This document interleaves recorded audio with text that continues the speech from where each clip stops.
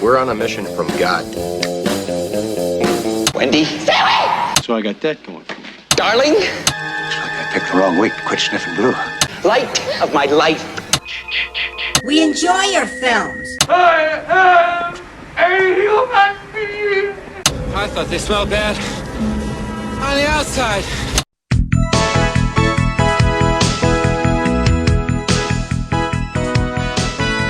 Welcome to Vintage Video, where we're rewatching the 80s so you don't have to. We'll be reviewing every major film release of the 1980s in real time, overanalyzing what you've seen and spoiling what you haven't. I'm Patrick O'Reilly. I'm Jesse Bayless. And I'm Richard Wells. And today marks the 40th anniversary of the release of Xanadu on August 8th, 1980. It was written by Richard Christian Danus and Marc Reid Rubel, directed by Robert Greenwald, and released by Universal Pictures. In 1797... Oh, wait, what? This is how far back I'm taking this one. Samuel Taylor Coleridge completed his poem Kubla Khan, or A Vision in a Dream, a Fragment. After reading a work describing Xanadu, the summer palace of Kubla Khan, the Mongol ruler and emperor of China. Coleridge scribbled it down as quickly as he could before the effects of the previous night's opium binge wore off, but he was interrupted before he got to the 200 to 300 line length he was shooting for and promptly forgot how he wanted it to end. It was left unpublished in his home until 19 years later when Lord Byron stopped by for a beer and Coleridge read it to him the way modern-day poets might read their most faved tweets to each other. And Byron was like, dude, this shit is good. You should, publish this shit. Dude, you should publish this. No, you are so talented. But he probably said it in, iambic tetrameter or something. Tetrameter? Yeah. In Xanadu did Kubla Khan a stately pleasure dome decree. Iambic tetrameter. It's 4s instead of 5s. All right, you fancy pants. In 1944, Columbia Pictures released a film called Covergirl about a chorus girl named Maribel Hicks, played by Rita Hayworth, who performs in a nightclub owned by her boyfriend, Danny McGuire, played by Gene Kelly. So Xanadu is a sequel? This film takes place 36 years later, and Danny mentions he's been out of the music business for 35 years. This is a sequel, a direct sequel, to the movie Covergirl from 1944. Wow. Was there anything... There's no other connections. Okay, I was going to say, so Covergirl has no, Muse subplot, well, yeah. Yes, but nothing related to gods whatsoever. No. Okay.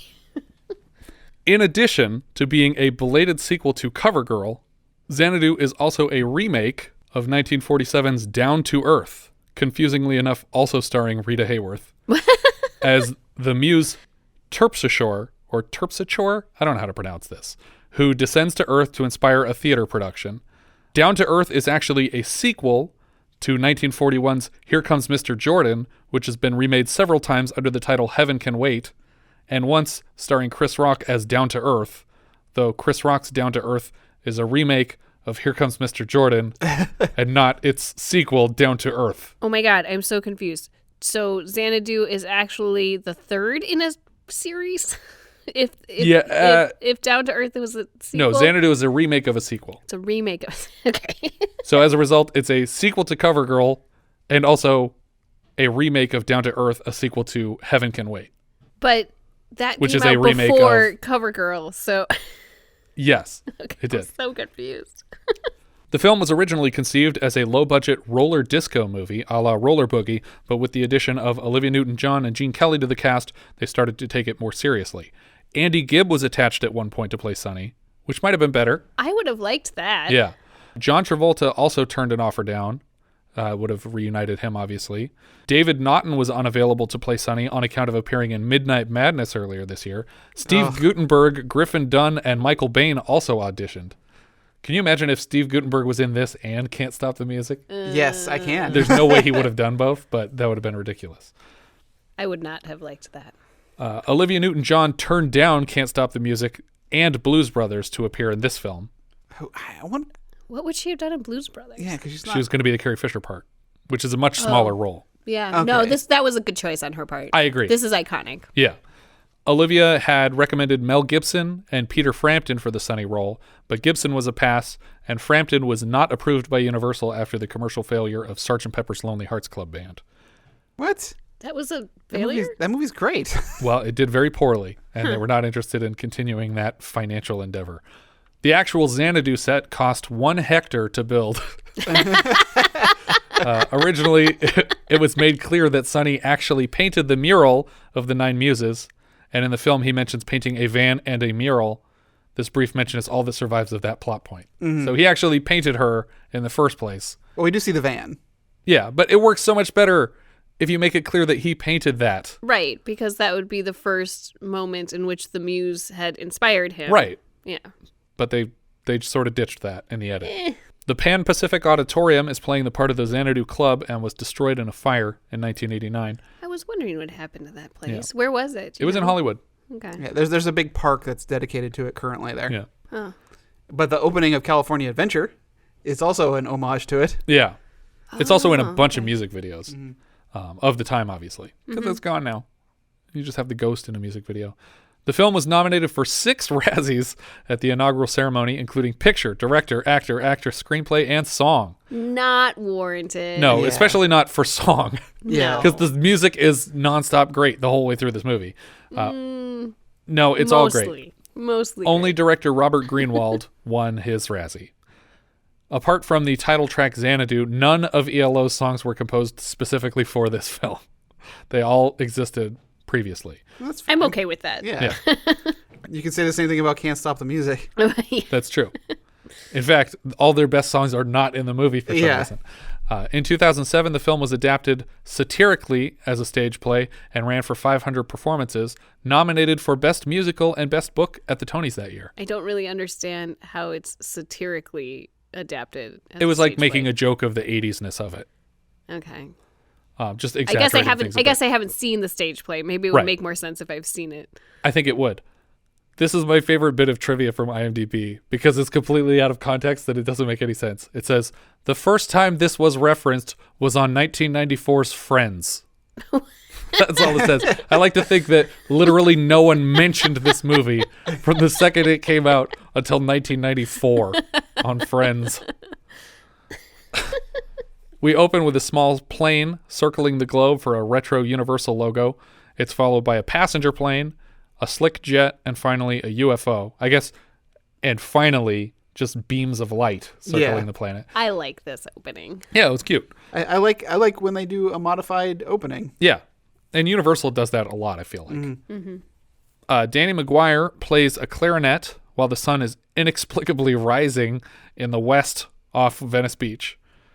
In his home studio, Sonny Malone drafts things and crumples other things up back and forth for a while. He starts a sketch of a girl and then tears it apart and tosses the shreds out the window, where we follow them to some street art in Venice. This does not feel like his hands. Does it look like his hands to you? Because I wasn't paying attention to the hands. I just really liked the paper effect. It looked like it was just an optical, like literally just white shapes blowing by. Yeah, but I really liked the way it looked. Yeah. I don't know. There's a lot of great effects in this movie. Yeah, there are definitely. So many effects that I don't actually know how they did. I'm pretty sure that 90% of this movie had to be just hand rotoed. I don't think that's the case for the I'm Alive song. You don't I'm think so? almost 100% certain because even their shadows have an outline, which they wouldn't do that. But later in the movie, when they do green screen, like for instance, when he's not on Earth anymore. Yeah. It's bad. Like his hair green screen is bad.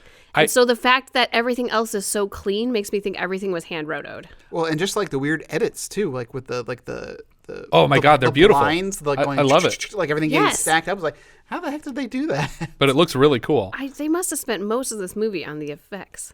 But yeah, so we start with this. We have the street art in Venice Beach of the 9 Muses in a coliseum. One at a time, they're jumping off the walls with bright neon purple outlines to the tune of ELO's I'm Alive.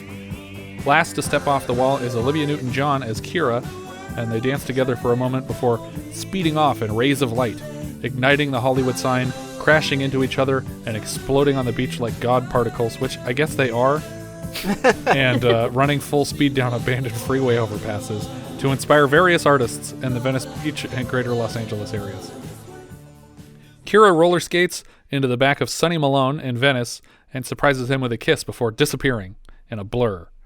The scene transitions are these amazing diagonal stripes breaking apart, all staggered, and it really works well with the film's aesthetic. I feel like that's one thing that they really had down was all the buildings are going to be Art Deco. Yep. Everything's going to be neon colors. Mm-hmm. And this is the first movie that we've covered that doesn't feel like a 70s movie. This feels like the 80s. Yeah. Yeah. And they actually were shooting in January of this year, so it's the first one to actually shoot in the 80s. But it feels like this was definitely like the beginning of something. It's the fact that they were roller skating a lot still feels very 70s to me. Mm-hmm. But That's true. but It's one of 3 disco movies that we have this year right, still. but the aesthetic of the movie, aside from that, feels very 80s. To I me. agree. Well, we'll get to the fashion show montage, but the fashion show montage seems very 80s. Yes.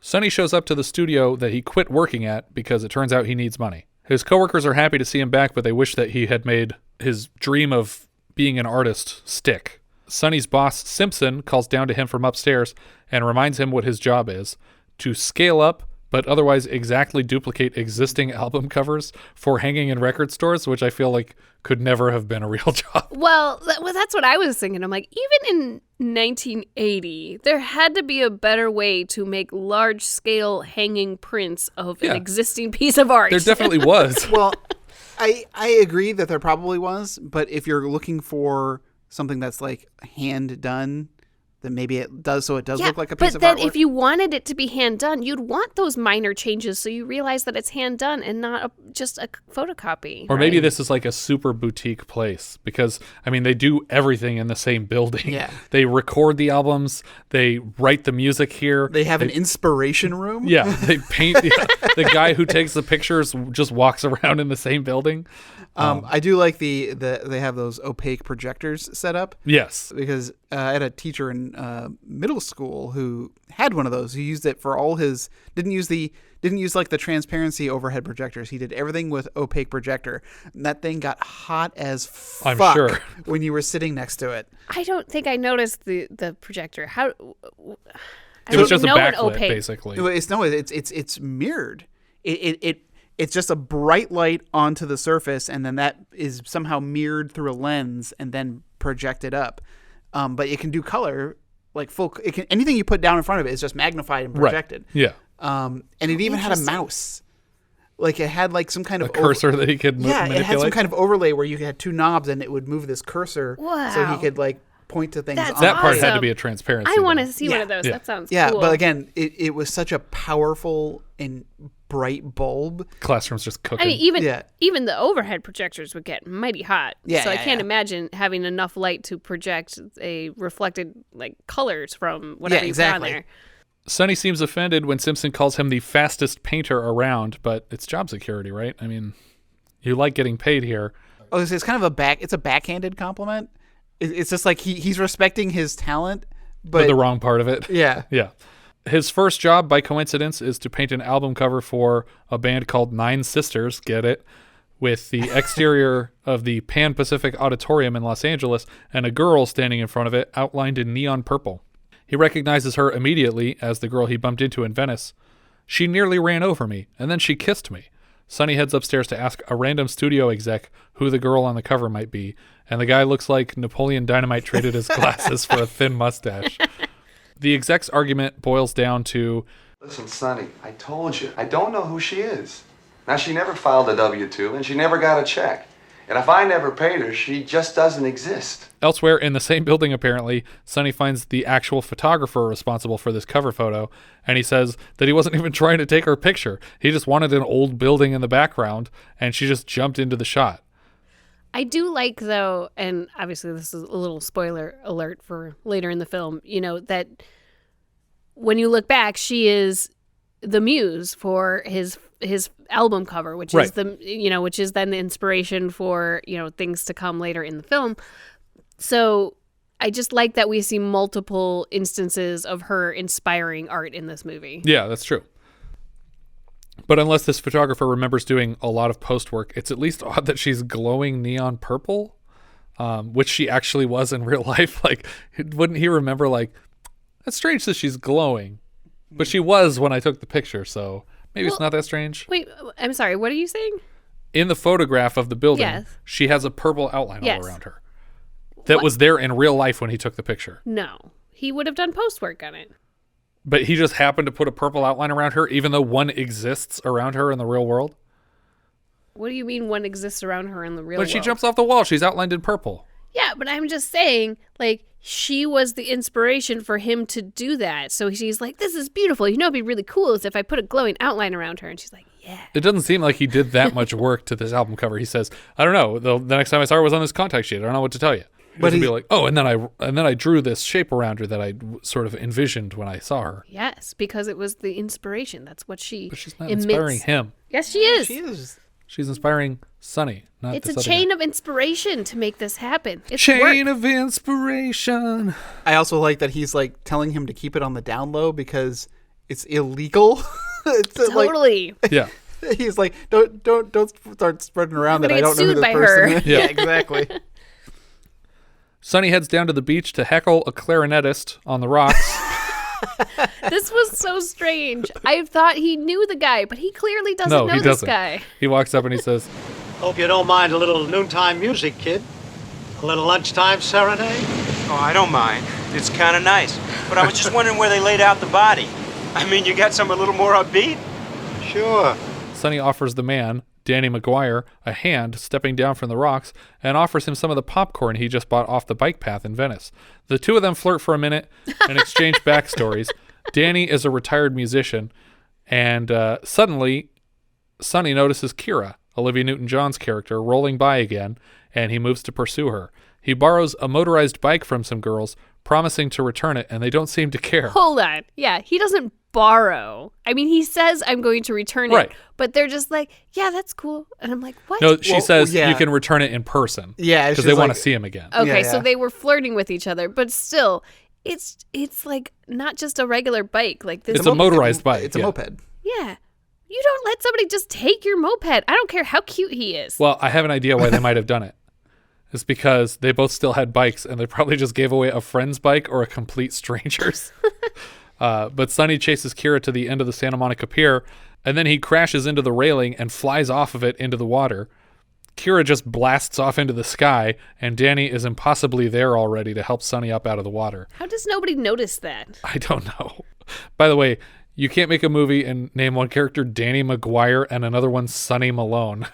It's just not fair to the audience that these characters' names are so similar. Well, also, it's weird to me. I had a hard time because his name is Danny and she's Sandy. And there's also a Danny and a Sonny in Greece. yeah.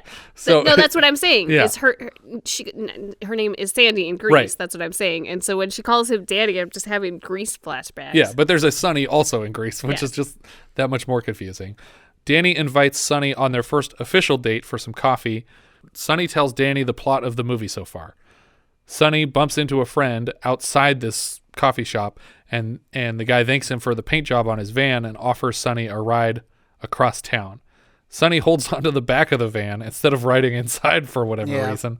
And by coincidence, they pass the Pan Pacific Auditorium, and so Sonny just hops off there because he recognizes it from the cover, and he's like, she must be here. I caught this Pokemon here once. The auditorium's Art Deco exterior is a good match for the original sketch work that we saw from Sonny at the very beginning. He hears music playing inside and just climbs over a railing to follow the sound into the building. He sees his fantasy girl roller skating around piles of, I guess, equipment that are just stacked up all over the abandoned venue.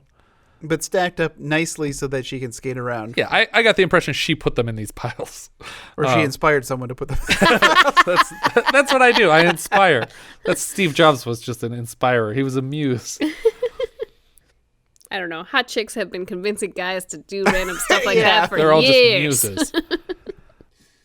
He calls down to her and tries to explain what he's been going through, and she teases him a bit. He asks if they can see each other again, and she reassures him that they will before correctly guessing his name somehow and then announcing hers, Kira. Sonny is at work the next day, way ahead of schedule, and he's working on his album cover. It's half painted, and his boss walks in and reprimands it for being too good and for taking so long. Isn't he early for work today? And your fastest painter? I don't understand why you're so mad at him. This is mostly just a device for them to have a conversation in Simpson's office. He says, my office, 5 minutes. If it's 6, keep walking. Sonny takes his time heading up to the office while a coworker counts off the passing minutes in fast forward for some reason. He says 5 minutes, and 16 seconds later she says 4 minutes, and 16 more seconds later she says 3.5 minutes. And finally he leaves. Sonny's boss has a weird conversation with him. He says that a long time ago he gave up art and moved behind a desk, and now he's an important rich person, and he advises Sonny to do the same, even though he needs Sonny to stay downstairs painting for scraps. Simpson assigns Danny to actually head over to the Platinum Palace and hang some of the albums that he himself painted. I think that's ridiculous. Yeah. I mean, if you have a guy who you need to get artwork done, why are you sending him to do manual labor? Yeah, it doesn't make any sense at all. While Sonny is hanging his art, Danny walks out of the record store and holds the ladder for him. They introduce themselves properly, like with names this time, and Sonny absentmindedly walks away from the art he was hanging and his job the same way he walked away from that borrowed bike that he crashed earlier. The movie is counting on us not committing any of these plot devices to memory in case they are inconvenient later. They head to Danny's house and throw on the Glenn Miller album that Danny just bought. Which is already stored inside the cabinet that he opened? Right. Somehow it's already in there. I'm sure he has more than one Glenn Miller album. Who knows? But while the music plays, Sonny flips through the liner notes and realizes that Danny was actually in the band performing on the album. Danny walks him into his trophy room and shows off all of his famous former bandmates. But doesn't he also see Kira Yes, he does. in the liner notes? Yep. And she was, presumably Danny's muse in the past. Danny says that he fell hard, like Sonny, for a girl on an album cover, and when he lost her, he dropped out of music entirely to start a construction company. So this is the second person saying, if you want to survive in this world, you got to stop making art and start sell making out. money. Sonny asks if he ever regrets leaving music behind, and Danny insists that it's impossible to get back into, even though he has $1 million company and all the resources to find or build a venue to perform music at. Sonny doesn't see why it should be so difficult, probably because it shouldn't. Danny decides to hire Sonny to find a place as their new venue. They're just going to... He was inspired to hire him. They're going to open a nightclub. He says, "You've got a good eye." After Sonny leaves, Danny stretches his face in a mirror for a bit before the woman's voice on the Glenn Miller album comes to life, Olivia Newton-John again, and they begin to do a ghostly dance number here in this living room or ballroom or whatever room this is. I really like this effect. Yeah. I think it's really neat how they have the ghostly overlays and then they transition to it not, to it being their full full bodies in the room. Opaque. Yeah. It's great. I think it's really smooth too. Like it's not Jarring. It's not jarring. There's no glitches in it. Yeah, it's not one of those like really well done. It's not like one of those Bewitched I Appeared where it just goes bing and you get the whole frame shakes because it's a new camera setup. Yeah, it's great. It's really well done effects.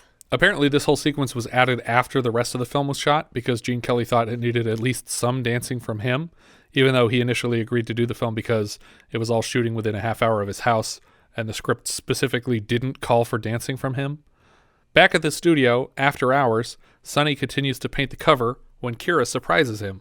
I'm actually impressed with his dancing here too. Yeah. That he is still incredibly talented. At Apparently, his age. it's almost like beat for beat the exact dance that he does with Judy Garland in some movie from the 40s, but he just reused something that he had choreographed previously because he was like, this is something simple that I can do because Olivia Newton-John is not, she's not on Gene Kelly's level as dancing goes. I think she's a pretty talented dancer, actually. No, for sure she is, but she's not Gene Kelly.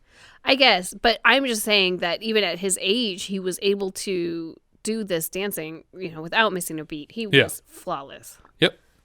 Back at the studio, after hours, Sonny continues painting when Kira surprises him. He tells her everything that's happened since she left and how crazy it is that this guy is hiring him to find a venue. She says, "It's not so crazy. You've got a good eye." That's what he said. Even though she just told him that he has a great eye for a place, she points at the cover he's painting and says, "What about the Pan Pacific Auditorium?" And he says, "Nah, that place sucks." Sonny drags Kira across the lot to a studio they use to inspire artists.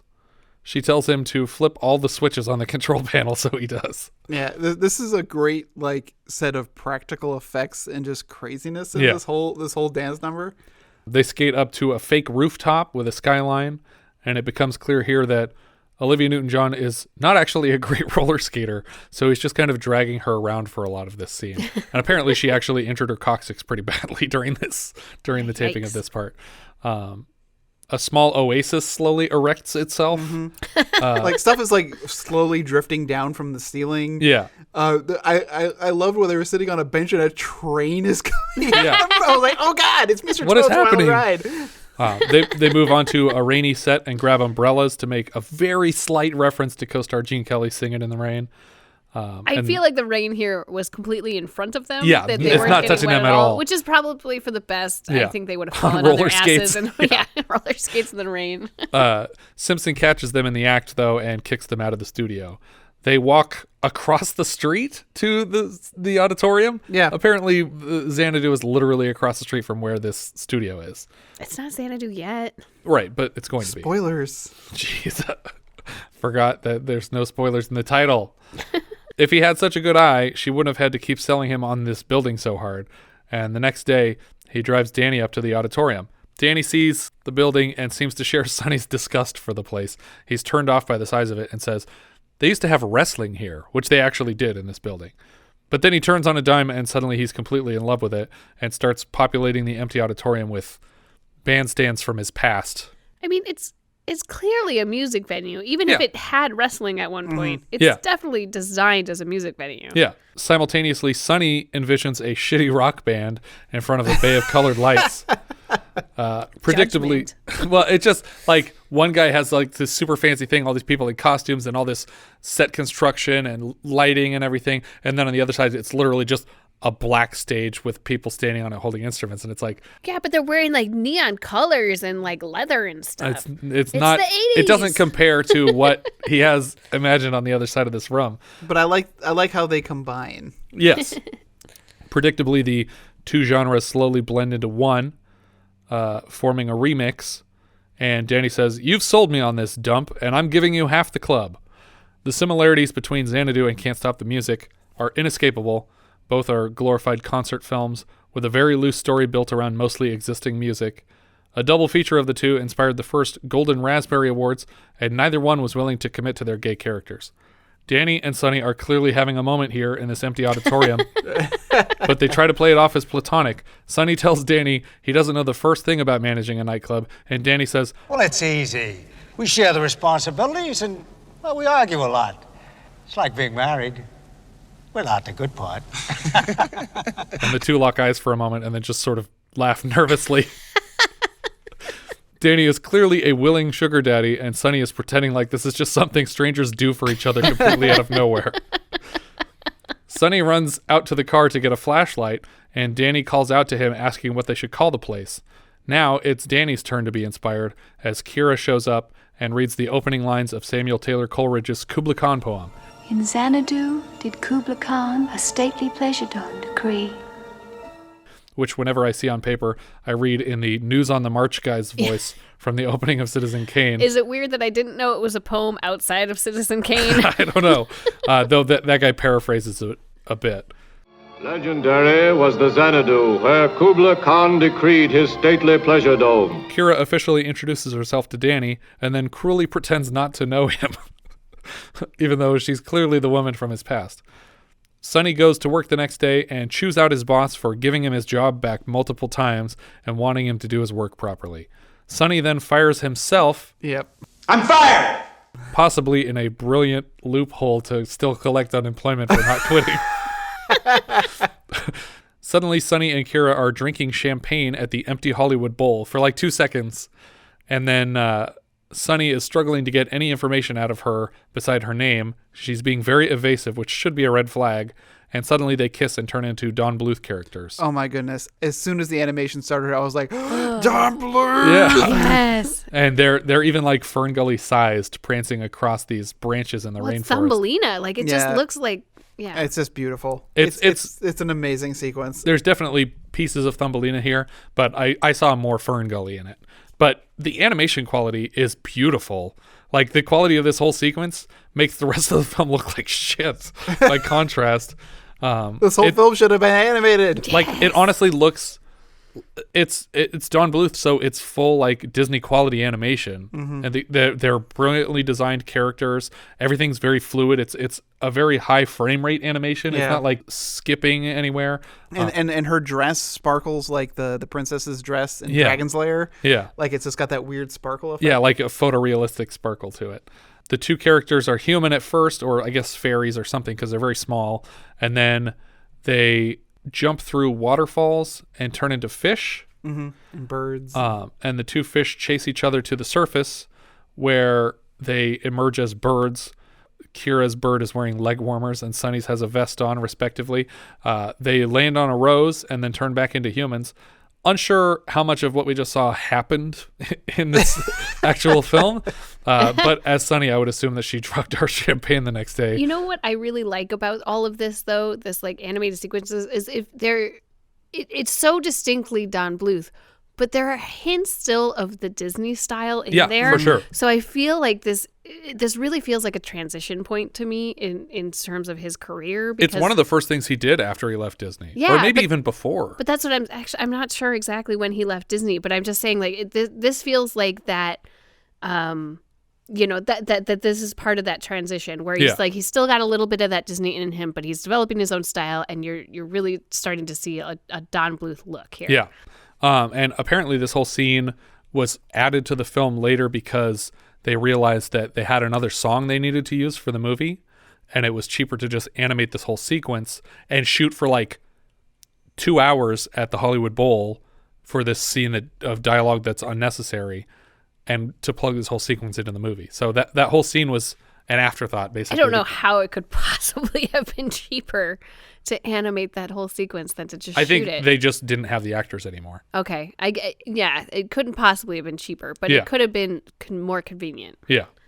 Construction's in full swing at the auditorium, where Danny is announcing that they will celebrate with champagne at the end of every week of work. Kira tells Danny that he looks like a slob, and he needs to glitz it up for the club's opening night. Well, where do you go for glitz? At a franchise glitz dealer. They head to a clothing store, which, based on the ramp entrance and glass enclosures on both sides, reminds me a lot of a shop in North Hollywood on Magnolia, like 2 doors down from Porto's. I wasn't able to find it online when I was trying to, but it reminded me so much of this place. We start into a song. We get a montage of the makeover.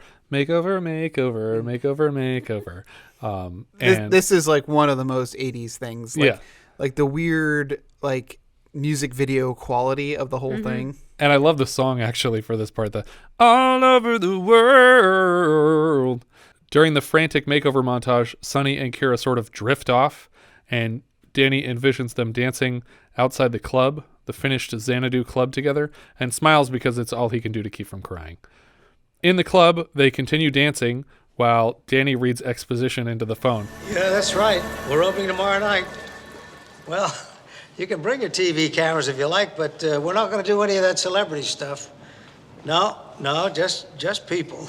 It's like the only people who showed up were like trapeze artists and the entire crew of Cirque du Soleil. That felt like a really, really weird statement to me, because when he shows up, it doesn't look like there's any patrons there at all. Everybody's like coordinated in their outfits. Like they had to have been paid to be there to specifically skate around and dance. I just wanted one family of 4 to come in. Like, I don't understand what this place is. Why are we here, honey? We gotta try somewhere new. Excuse me, miss, can we get more ketchup? A table for 4, please? We don't have food here. I didn't ask for food, I asked for ketchup. If the place is opening tomorrow, they are in trouble, because there's bare wood frames for walls behind them that still need like electrical and drywall, not to mention a paint job, and it's already night. Like, you really let this project run over into the day the club is opening. But the next morning, walking her home, Sonny tries to kiss Kira, and she spills the beans. She is a muse. She comes from Mount Helicon and is the daughter of Zeus. I have 8 sisters. My real name is And he kisses her to interrupt the crazy before she hands him a dictionary to read the definition of muse. To which she must have inspired the author of... what, Webster, I guess? Webster was just like, oh, this is great. So does she actually start to say her name there? Yes, she does. Because I was trying to figure out which muse she was supposed to be. She's Terpsichore. Which Terpsichore is the muse of dance. Terpsichore? Terpsichore. I can't pronounce it. Terpsichore. That's probably, she was like, Okay. I can't say this word. Can he just interrupt me? Yeah. Terpsichore? I don't know. I was going to say, there was also like a music muse, and I wasn't sure which one they were going No, for. she's not the music muse. She's the dance one. Okay. I think. Look up Terpsichore. No, he's an did. artist. I did. Isn't there yeah. like an Yeah, he's a artist painter. It doesn't make sense. No, there is not a muse of painting. But it doesn't matter because what she's inspiring him to do is give up his art and form a business where you just like cash checks every day. Yeah. But why is there not a muse of paintings? Because there's like 4 muses of poetry, different kinds of poetry, and not one of like art. Because they didn't paint in ancient Greece. And then there's Serendipity, who was responsible for 19 of the 20 highest grossing films of all time. That's right. Except for Home Alone and what was the other one? It was Home Alone was the only one. Yeah, Home Alone was the one somebody sold their soul to the devil for that one. Yeah. Another dig at John Hughes for that movie. The definition in this dictionary reads, any of the 9 sister goddesses in Greek mythology presiding over song and poetry and the arts and sciences. And do you believe me now, Sonny? how'd you do that? He still doesn't believe her because logically he wouldn't, and so she points to a TV which turns on magically, or by remote. Suddenly the characters in a black and white crime film are turning to talk to Sonny. Who are you talking to? Sonny Malone. He doesn't believe Kira's a muse. How can you be talking to me? You're a movie. I ain't got time for this, Malone. And after a moment, a third character enters the scene, played by Kira, at which point I would have been certain that she faked this whole video because I know nothing about her, except that muses don't exist. For whatever reason, Sonny concludes, well, I guess she's really a muse.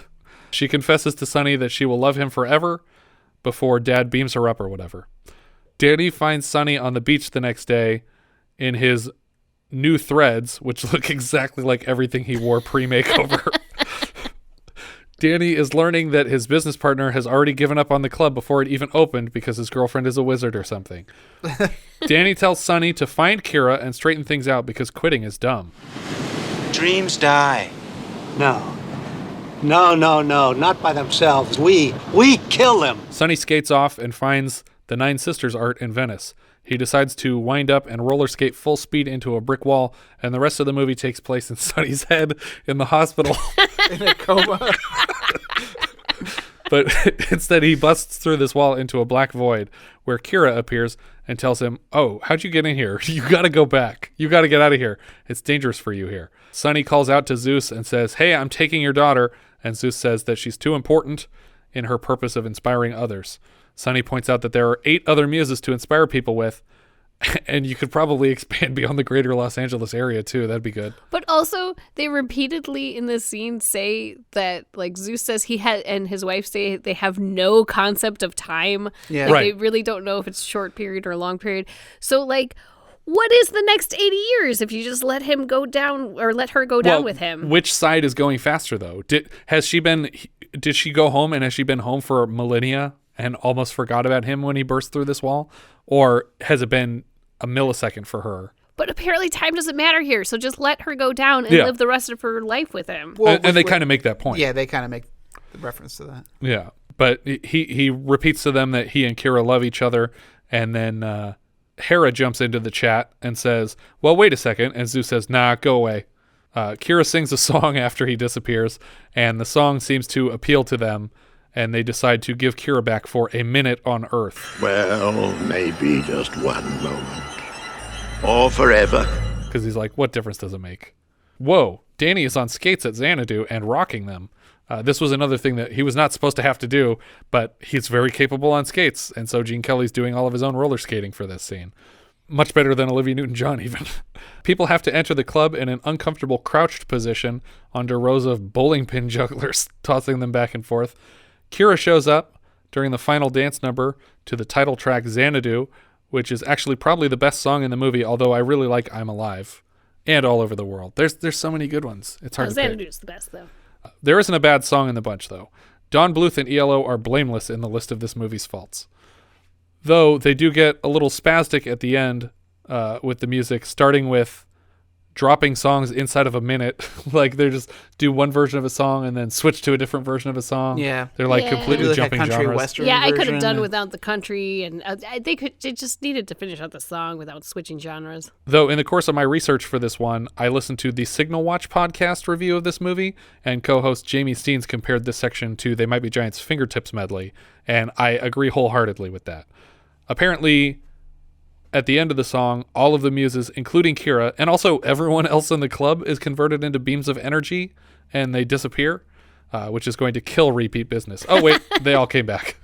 Wait, does that mean that nobody was ever actually there? No, they all reappear one at a time, as Sonny is like moping through the club because he just saw Kira disappear So again. maybe that's how they did it, because all of these patrons are like coordinated and That's true. in their clothing They're all and they're just magic. dancing. Yeah, they're so they were inspired. just all Yeah, they're inspired by inspired. the same music. At the end of the night, they're like, wait, we never unlocked the door.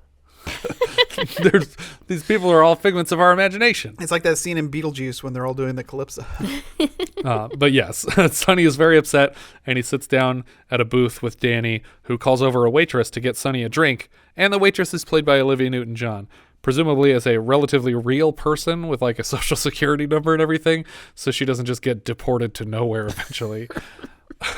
This is our second movie this year, including a Patreon exclusive that we've covered about a child of Zeus befriending a mortal and speaking in an accent that starts with Austria. Okay, that's a bit of a stretch. Yeah. I also saw on IMDb that Joe Mantegna had scenes deleted. So that was interesting to me. I wonder what that could possibly have been. Yeah, I have no idea. Joe Montana was a quarterback, you idiot. I said Joe Mantegna. Our director here was Robert Greenwald. This was his first feature. It's pretty good for a first feature, I would say. He also directed the Abby Hoffman film Steal This Movie, starring Vincent D'Onofrio, and more recently worked as a documentarian with efforts like Outfoxed, Rupert Murdoch's War on Journalism, and Walmart, The High Cost of Low Prices. One of our writers, Richard Christian Danus, this was his first writing credit, and he has 3 episodes of TV, and that's it. Other writer, Marc Reid Rubel, this was his second script after Almost Summer in 1978. He also had a TV movie called Prince of Bel-Air that predated Fresh Prince of Bel-Air, starring Mark Harmon and Kirstie Alley. Is that why they had to name it Fresh Prince, like the real Ghostbusters? I don't know, maybe. Producer Joel Silver here. He started his career with Michael Beck as an associate producer on The Warriors, and after this film, he founded Silver Films and produced a lot of 80s action classics like Commando, The Lethal Weapons, the first 2 Die Hards, Predator, the Matrix movies. He also appears as Raoul J. Raoul, the director on the set of What's Cooking, the cartoon that opens Who Framed Roger Rabbit. He's also been famously parodied as Saul Rubinick's Lee Donowitz in True Romance and Tom Cruise's Les Grossman in Tropic Thunder, though the latter has also been described as a parody of either Harvey Weinstein or Stuart Kornfeld, who we had earlier this year producing Fatso, and who will come back for the second Brooks film, Elephant Man. Choreographer Kenny Ortega also choreographed a bunch of John Hughes stuff, St. Elmo's Fire, Pretty in Pink, Ferris Bueller. He also choreographed Dirty Dancing and Tu Wong Fu, and choreographed and directed Newsies and Hocus Pocus. Nice. He directed a lot of television, including the High School Musical films and the Descendants films for Disney. Olivia Newton-John was Kira. She was Sandy in Grease. She luckily turned down Can't Stop the Music to do this. I would say this is by far the better film of the two. For sure. She co-starred with Travolta again in 83's Two of a Kind, but the response to Xanadu essentially killed her film career. She did not do much acting after that. She does, however, have a credit in the upcoming The Very Excellent Mr. Dundee, which appears to be a belated Crocodile Dundee sequel. It's weird. It's like, it's not about that. It's not about Crocodile Dundee. It's about Paul Hogan. It's about Paul Hogan, but it's yeah. called The Very Excellent Mr. Dundee. Yeah. I guess it's like he's on the eve of being knighted and he's trying to clean up his reputation. Does Paul Hogan have a bad reputation? I don't know. I know that one of his characters threatens people with knives, apparently. Yeah. That's all I know. But according to another Australian actor, that man's a national treasure. Yeah, there you go. Gene Kelly played Danny McGuire. He was Don Lockwood in Singin' in the Rain, Jerry Mulligan in An American in Paris, E.K. Hornbeck Yes. in Inherit the Wind. I just rewatched that movie recently because I really love that movie, and his character is so unusual for Gene Kelly to play, a very snide and cynical, Interesting, quick joking reporter. It's another Universal film too, right? I don't know if that was Universal. I think it is. I think we have a poster in my building somewhere. But this was his last film appearance, this one, which seems like he probably had more in him. But I'll have to see Inherit the Wind. It's really great. 1960 Spencer Tracy, Frederick March. Michael Beck was Sonny Malone. He played Swan in The Warriors and Dallas in Megaforce. He came back to voice Swan in the 2005 Warriors video game. James Sloyan played Simpson. He was Mottola in The Sting. He has a few Star Trek characters. Yeah, he's in one of my favorite TNG episodes where he's a Romulan defector trying to warn the Federation that a war is about to begin, but it turns out that he was being tested for his loyalty and there was no war and he defected for no reason. And and now his family is going to be shamed. And it's a really upsetting episode. I saw something else where he played a Klingon who was going back in time to warn Worf's son that Worf was going to have an attempt on his life or something like that. But yeah, interesting. He also played a couple MacGyver characters. He was a teacher in Live and Learn. He's the one who hated all of his students. Oh, okay. Yeah. I remember that. He was also one of the killers, Henry Coulter, in the Stress Retreat episode, The Invisible Killer. Dimitra Arliss played Helen. I don't know who that was, but she was Loretta in The Sting, and she plays Natalia in Firefox. Sandal Bergman was Muse number 1. I don't know how you decide which one's which, unless she's just the one that jumps off the poster first. First one comes out, yeah. But she plays Valeria, the love interest in Conan the Barbarian. She's also Queen Gedron in Red Sonja, and she played She in a movie called She, which looks like it was intended to be mistaken for She-Ra at video rental places. She also plays Spangle in Hell Comes to Frogtown. And Matt Lattanzi played young Danny McGuire and Xanadu Dancer. That's in the quick flashback of Danny in his earlier years dancing with Olivia Newton-John's character. This was his first film. He met her on the set and made such an impression over the course of the press junkets that they did that they were married in 1984 and stayed married until 1995. So the guy who plays young Danny McGuire in this movie married Olivia Newton-John. Huh. He played Brad in Grease 2, and he played Bobby Crystal in My Tutor. That was all the credits I had for this one. Well, I mean, we mentioned the Joe Montana. I also like that there's a credit for Sonny Malone voice. I don't know what that could possibly mean. It says Cliff Richard, Sonny Malone voice. That's for the singing. Probably when he's singing. For the singing part, yeah. So I was worried that his whole voice had been dubbed over because it looks kind of like it might have been. Yeah, it could just be ADR, like loose ADR. Yeah, so I was like, oh man, did they just dub his voice over like poor what's his name from Saturn III, Harvey Keitel? He didn't care. He wanted his voice dubbed over. Yeah. What are we thinking, Jess? Up or down on this one? Oh, I give it an up. Yeah. I enjoy this movie. It's not the first time I've seen this. It's not like it's a fantastic story or over-the-top acting or anything like that, but it's just an enjoyable movie. Yeah, I for sure give it an up also. I had never seen this movie, and based on the cover art, had always wondered what it was about, because it looks like there's like a futuristic city.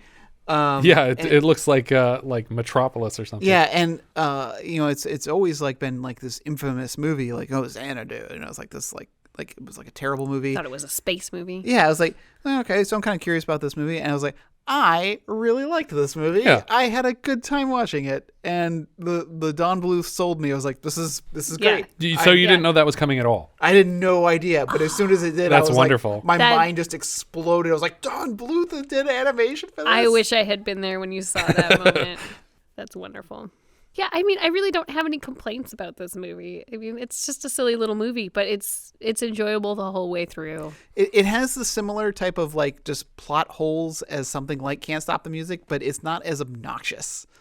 Like, I think Can't Stop the Music was like, what is this scene even happening? Well, it's got a good story arc, that we have him going through his, moments of doubt and then coming around and being inspired and having done something great. So like, we're good in terms of story. And then just it's a very capably shot movie, Mm-hmm. and I think the effects are fabulous. Yeah. I think that really the bad part of it is the writing obviously has some weak points. The script is very loose. Yeah. It feels like it was rewritten a lot. Olivia Newton-John says it was being written on set as they were going. And as much as people rip on Michael Beck for his performance in this movie, I don't think Olivia Newton-John's doing a great job either. I feel like Gene Kelly is wonderful throughout. He's always charming. Mm-hmm. But I feel like neither one of the other two characters, and it's partly a failure of the script, again, that they just don't give them enough to do or say. And the fact that Kira is so restricted in what she's allowed to reveal about herself, and that she's not even a human, so she doesn't have any human emotions for the whole movie. Yeah. It's basically she's just there to smile and then sing a song occasionally. But yeah, it's great. I think it's a fun movie to put on, and like I've said 100 times already, the soundtrack is phenomenal. I just love all the music. Do you say where it's going in your list? So this goes, it's definitely above the Windows threshold for me. It's in the 47th spot for me. It's just below Dress to Kill, but above Nijinsky. Okay. I have this is really high up on my list because I just was totally taken aback by how enamored I became with this movie and the music. So this is actually going into 24th place. Oh, wow. Wow. This is just below Tom Horn and just above Stuntman. For me, this is in 58th. It's just below Raise the Titanic and just above Bronco Billy. I think if this had been the second time Richard had watched this movie, it would have been a little lower. Probably. That's probably true. But I think, being surprised by fresh Don Bluth animation is just, it's a treat. Yeah, I like, because like I'm always on the lookout for like Don Bluth like art, and some of it goes for like really expensive, but I bet some Xanadu stuff would go real cheap. Yeah. Well, it's funny. Do you remember when we went to Dave Brown's cartoon club, and there was one week where I got to do the picture round, and For my trivia? picture was all animated sequences from live action movies, and so I had a screen grab from Xanadu was one of the choices where you had to like match it. You had to identify the movie from the screen grab. So I'm trying to remember what else I had in there. There was obviously the Super Mario Brothers movie starts with some animation and this clip from Xanadu. But yeah, it's good stuff. I think that's everything for this one. If you guys have any thoughts you'd like to share with us, we are Vintage Video Pod on Twitter, Facebook, Instagram, and Letterboxd, where, as I've said before, you can find each of our full movie rankings for the year. We can also be found at vintagevideopodcast.com. Please consider rating us on iTunes to help people find the show, and if you take the time to leave us a review, we will thank you personally in an upcoming episode. If you're feeling especially generous, you can also support the show through patreon.com/vintagevideopodcast. Thank you so much for listening, and I hope you'll join us next time when we'll be discussing The Kidnapping of the President, which IMDb describes like so: a South American quasi-revolutionary guerrilla terrorist and a misled, admiring girl compatriot managed to kidnap the U.S. president during a diplomatic visit to Toronto. We leave you now with the trailer for The Kidnapping of the President. It was the most incredible scheme to shake the nation and shock the world.